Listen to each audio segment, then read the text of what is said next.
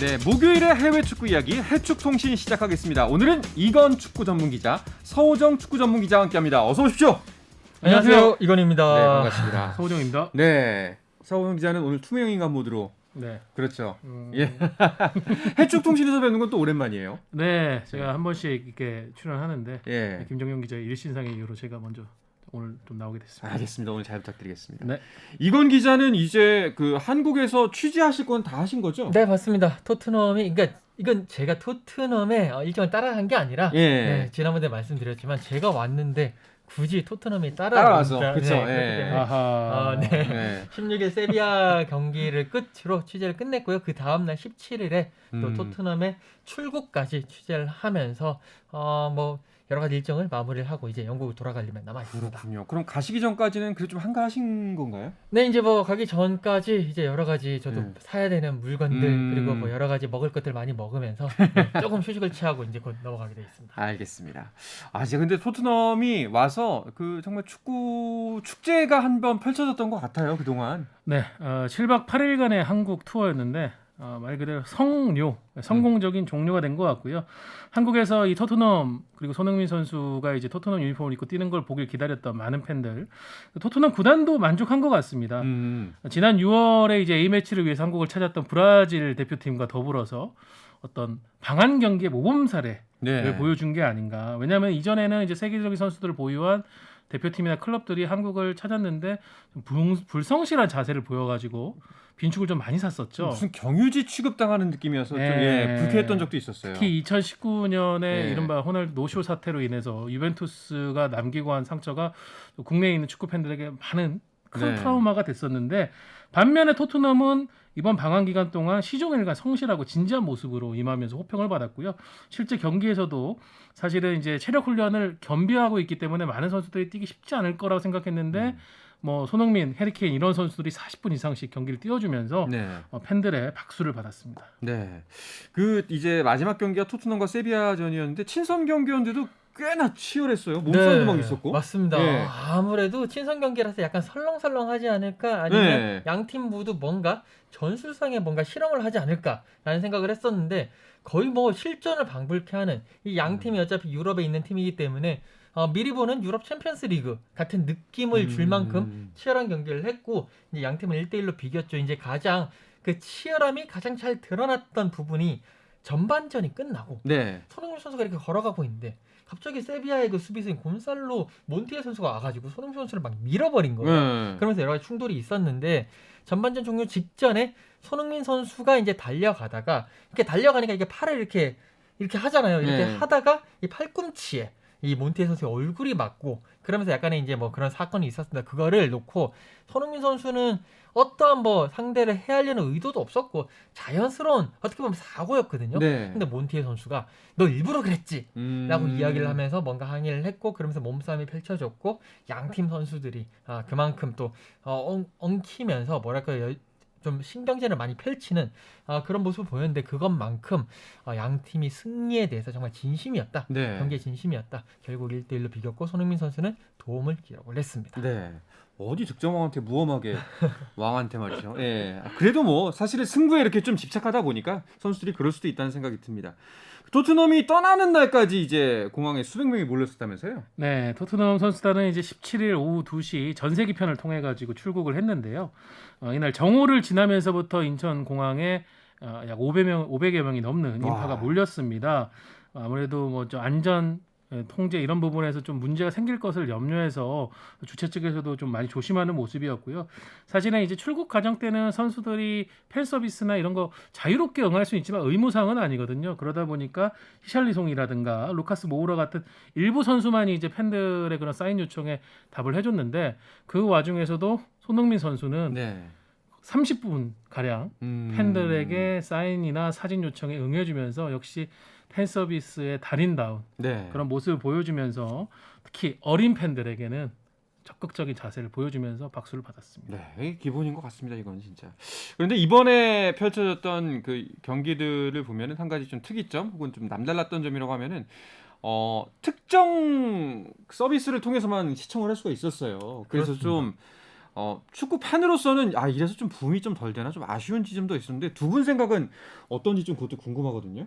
일단은 기본적으로 그 두 경기 자체가 온라인 동영상 서비스라고 하죠. 이제 네. OTT. 그러니까 이제 뭐 일반 공중파 TV도 아니고 그렇다고 케이블 TV도 아니고 아예 하나의 온라인에 들어가서 뭐 모바일이라든지 온라인에서만 이제 경기 중계를 했었기 때문에 많은 분들이 왜 TV에서 안 하지? 라고 의아해하시는 부분들이 있었습니다. 지금 미디어 환경이 상당히 많이 다변화되어 있고 또 그런 이제 뭐 그런 시류가 예전에 페이퍼뷰 시대에서 OTT가 넘어갔기 때문에 그런 미디어 환경에 맞춰가지고 가는 변화이긴 하지만 어떻게 보면 이 OTT라는 매체 자체를 상당히 어려워하시고 여러 가지 좀 찾아보시기 힘드신 분들 많이 계시거든요. 그러니까 그렇게 가더라도 이런 분들을 위한 배려가 약간 보편적 시청권일까요? 뭐 이런 쪽에 있어가지고 좀 배려가 이번엔 약간 부족하지 않았나 좀 아쉬움으로 남습니다. 그렇군요. 서우정 기자는 어떻게 생각하세요? 네, 뭐 패러다임 변화의 가독이라고 볼 수 있겠죠.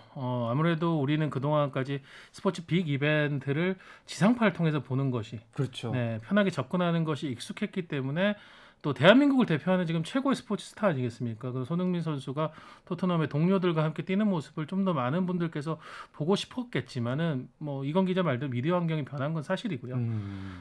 과거 뭐 메이웨더나 저희가 뭐 또 저기 파키아오 이 네. 세계적인 대전 같은 경우도 사실 TV로만 보는데 10만 원 가까운 비용을 내고 본다는 것에 대해서 사실은 저희가 10년 전에 경악을 했었는데 그렇죠. 이것이 어떻게 보면 이제는 현실로 우리에게 다가오고 있다라는 그런 미디어 변화의 뭐 하나의 패러다임 그런 과도기 속에서 우리가 좀 적응해야 되는 그런 단계인 것 같아요. 그래도 저는 이번 방안이 어떻게 보면 우리나라 스포츠 비즈니스에는 또 크게 획을 그었다는 점 네, 그런 부분 뭐 주목할 만하다고 봅니다. 확실히 두 분께서 말씀하신 것처럼 피할 수 없는 변화인 건 확실한 것 같은데 좀 아쉬웠던 거는 이제 이게 습관일 수도 있겠어요.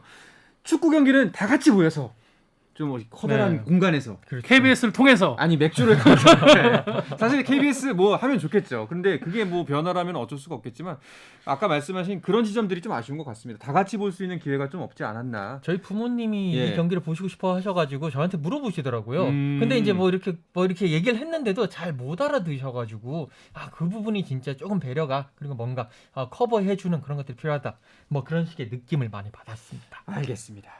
자, 뭐 여러 가지 이야기를 남긴 토트넘 선수단은 이번에는 이제 손흥민 선수도 함께 합류를 해서 영국으로 떠났죠. 네, 그렇습니다. 이제 그 세비야 경기 끝나고요. 17일에 아까 소호정 기자가 이야기한 대로 인천국제공항 통해서 특별 전세기를 타고 바로 런던 히드로 공항으로 넘어갔습니다. 이제 도착을 해가지고 약간 하루 이틀 정도 휴식을 받았어요. 그리고 난 다음에 다시 모였는데요. 일단 토트넘은 한국에서 프리시즌 2경기를 했고요. 네. 이제 또 프리시즌 2경기가 남아 있습니다. 23일에 오후 11시 한국 시간으로 그 스코틀랜드 글래스고로 넘어갑니다. 그래서 스코틀랜드의 강호인 레인저스와 한판 네. 경기를 펼치고요. 그리고 7월 31일 새벽에 이스라엘 하이파에서요. AS 로마랑 맞부딪히는데요. 아무래도 AS 로마의 사령탑이 조세 무리뉴 감독이기 때문에 전임 감독과 이 현재 콘테의 토트넘이 맞붙는 것 자체만으로도 상당히 큰 관심이 몰릴 것이다. 라고 네. 볼 수가 있겠습니다. 그렇군요. 아직도 두 경기가 프리시즌에 또 남아 있었군요. 그래서 좀 이번에 한국에 왔을 때 그렇게 좀 체력 훈련을 많이 했나 봐요. 네, 사실 팀 K리그와의 경기 전날 비공개 훈련에서도 체력 훈련을 진행했었다고 하거든요. 그래서 선수들이 실제 이 친선전 때는 몸이 조금 무거웠을 겁니다. 프리시즌의 목적 자체가 본 시즌을 위해 가지고 육체적, 정신적 준비를 이제 최대한으로 끌어올려 가지고 이제 시즌에 들어가는 거잖아요. 그러다 보니까 강한 체력 훈련으로 눈길을 끌었고요. 콘테 감독도 개막전까지는 체력, 전술, 정신력 모두 더 향상되어야 한다라는 그런 얘기를 강조했습니다. 네.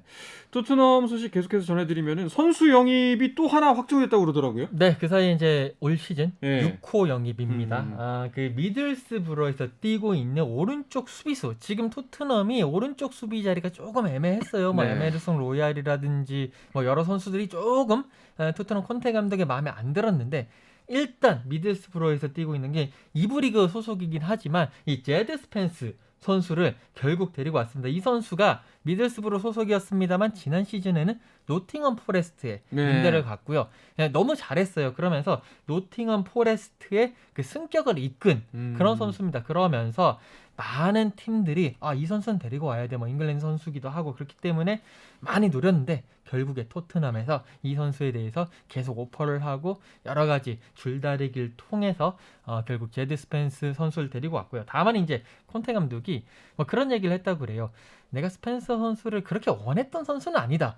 하지만 구단에서 이렇게 추천을 했고 또 구단의 그런 뭐 여러 스카우팅 시스템을 믿기 때문에 잘 키워보겠다라는 식의 말을 하면서 약간은 묘한 여운을 살짝은 남기기도 했다고 합니다. 본인이 그렇게 원했던 선수가 아니라면 이제 또 추가 영입도 가능하다는 얘기네요. 네, 7번째, 8번째 영입도 지금 뭐 가능할 것이다 이런 게 영국 현지 언론의 보도고요.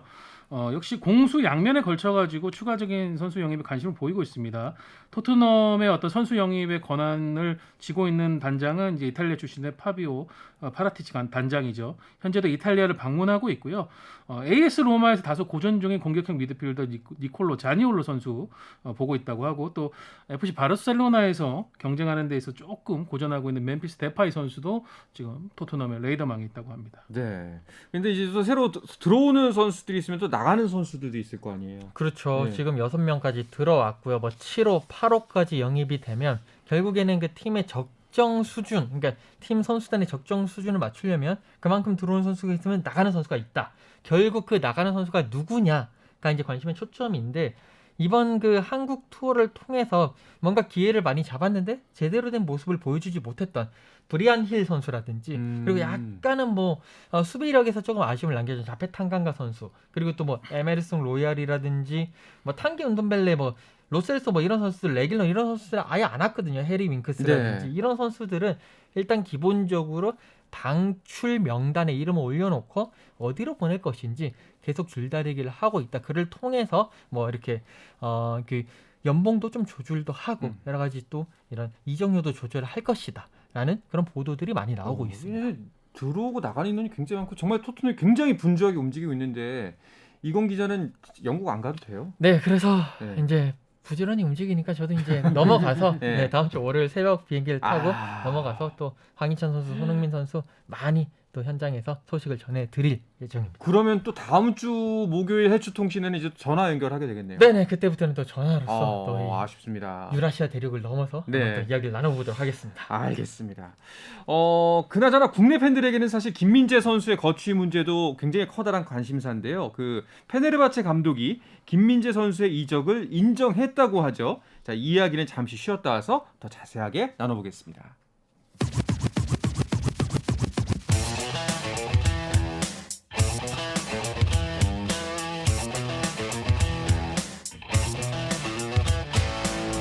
짜릿함이 살아있는 시간 한상원의 스포츠 자, 목요일에 해외 축구 이야기 해축통신 서우정 축구 전문 기자 이건 축구 전문 기자와 함께하고 있습니다. 그 서우정 기자, 김민재 선수는 이적이 진짜 이제는 정말 확실하고 봐야 되겠죠. 물론 네. 계약서에 이제 사인을 하고 잉크가 마를 때까지는 뭐 100%라고 저희가 말은 하지 못하겠지만 네. 이제 거의 구분응선은 넘은 것 같습니다. 몇 가지 시그널이 있었는데요. 이제 김민재 선수의 현 소속팀이 투르키의 스페르리그의 페네르바체 아니겠습니까? 네.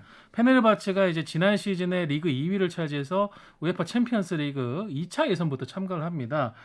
디나모 키이우전을 치러야 되는데 이 예선 명단에 김민재 선수가 제외됐습니다. 이게 이제 김민재 선수가 이적한다는 본격적인 시그널이었고요. 그리고 이틀 전에 제수스 감독, 페네르바체의 제수스 감독이 인정을 했습니다. 뭐 김민재 선수의 소식에 대해서 나도 놀랍지만은 아무래도 데려가려는 팀이 바이아웃을 지불을 하게 된 것 같다. 내 입장에서는 상당히 큰 손해라고 생각한다. 라면서 김민재 선수의 이적을 인정을 했습니다.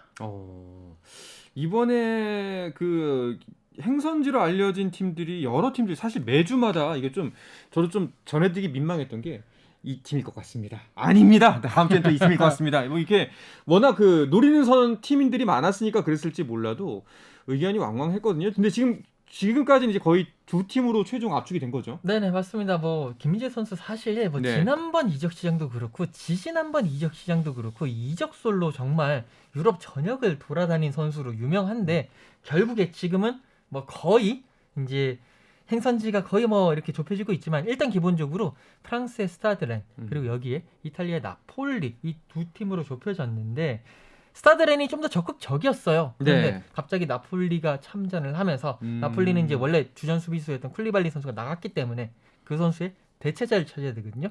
그런 상황에서 지금은 나폴리 쪽으로 좀 더 기울어지고 있는 것이 아니냐. 뭐 거의 대부분 그런 뭐 모습을 보이고 있습니다. 왜냐하면 지난주에는 제가 렌이라 그랬거든요. 저희가 네. 그 당시에는 그게 맞았죠. 근데 그래요? 이게 이적 시장의 묘미입니다. 네, 그때는 맞고 지금은 틀리다. 맞아요. 어허. 네, 근데 저희로서는 기분이 좋은 게 뭐냐면 네. 그만큼 김민재 선수를 유럽의 주요 리그 그 스타드렌 같은 경우도 프랑스 리그왕에서 4위를 기록한 팀이거든요. 네. 유로파 리그에 나선 팀이고 지금 나폴리 같은 경우에 세리아 3위, 챔피언스 리그에 나선 팀. 이 정도의 주요 리그의 상위권에 있는 팀들이 김민재를 원한다라는 건 우리 김민재 선수의 가치가 그만큼 인정이 됐다는 얘기겠고요. 그 중에서도 저 나폴리가 더 적극적이었습니다. 뭐 이건 기자 얘기했다시피 핵심 수비수였던 이제 쿨리바리 선수가 첼시로 떠나면서 4천만 유로 정도의 자금을 지금 나폴리가 쥐고 있거든요. 네네. 지금 김민재 선수는 페네르바체 측하고 약 2천만 유로의 바이아웃 조항이 있는 것으로 알려져 있습니다. 바이아웃 조항이라는 거는 그 금액을 지불하면은 선수와 현속팀의 계약을 이제 해지시킬 수 있는. 그러니까 선수의 동의만 구하면 우리가 데리고 올 수 있는 그런 조항을 의미를 하는데 그 부분에서 나폴리가 적극적으로 덤벼들었고 나폴리가 원래는 파리 생제르맹에 있는 압도 디알로 선수 그리고 김민재 선수 두 선수를 이제 쿨리발리의 대체자로 검토를 했는데 스팔레티 이 나폴리의 스팔레티 감독이 김민재 선수를 직접 요청을 했다고 합니다. 그 말씀하신 대로 이적료 규모가 거의 뭐 2천만 유로 정도라고 알려지고 있는데 이 액수만 봐도 사실 그 1년 사이에 왔다 갔다 하는 돈의 규모가 어마어마하게 차이가 나게 됐어요. 그렇죠. 예. 일단 김민재 선수가 그 지난 여름에 이제 그 베이징 고안에서 이 페네르바체로 이적할 당시에 이적료가 400만 유로, 그러니까 약 53억 원 정도 됐어요. 근데 1년 사이에 일단 4배, 5배가 오른 거죠. 5배죠. 400만, 예. 5배가 올랐으니까 그만큼 이 김민재 선수의 그 가치가 높아졌고 특히나 그 티르키예 리그의 베스트 11에 들어갈 정도로 그만큼 이제 능력을 인정받았다라는 부분에 있어가지고 정말 대단한 선수로 성장할 가능성이 많다라는 얘기가 있고요. 지금 뭐 네. 나폴리로 가게 되더라도 거기에서 또 바이아웃이 더 늘어난다는 얘기가 있다 보니까 그렇죠. 계속적으로 발전하고 몸값이 올라갈 것 같습니다. 그렇죠. 저희가 바라는 점은 이제 그 튀르키예 리그에서 좀 더 있다가 있는데 이적을 해서 더욱 더 이제 더 큰 선수가 되길 바라는 마음이잖아요. 그 이탈리아 세리에 A에서 김민재 선수가 어떻게 좀 통할까요? 네, 일단 튀르키예 스페르 리그에서는 완전 어나더 레벨이었습니다. 뭐 지난 시즌 뭐 많은 언론들이 뽑은 리그 베스트 11 센터백에서는 1위였었고 네. 단연 대부분의 어떤 스탯 수비 관련 스탯에서는 리그 평균을 5에서 10%를 상회했습니다. 이 정도로 대단했던 선수인데 문제는 이제 세리에 A는 유럽 리그 랭킹 4위거든요. 네. 트리키의 스페르 리그는 15위입니다. 어떻게 보면 레벨 차는 분명히 존재하는데 트리키를 정복한 김민재가 지금 나폴리는 아까 전에 얘기 드렸다시피 세리아에서도 최근에 계속 꾸준히 상위권 팀, 챔피언스 리그에 출전할 수 있는 레벨의 팀이거든요. 여기서 어떻게 통할 것이냐. 상대 팀에는 뭐 세계적인 레벨의 공격수들이 즐비하잖아요.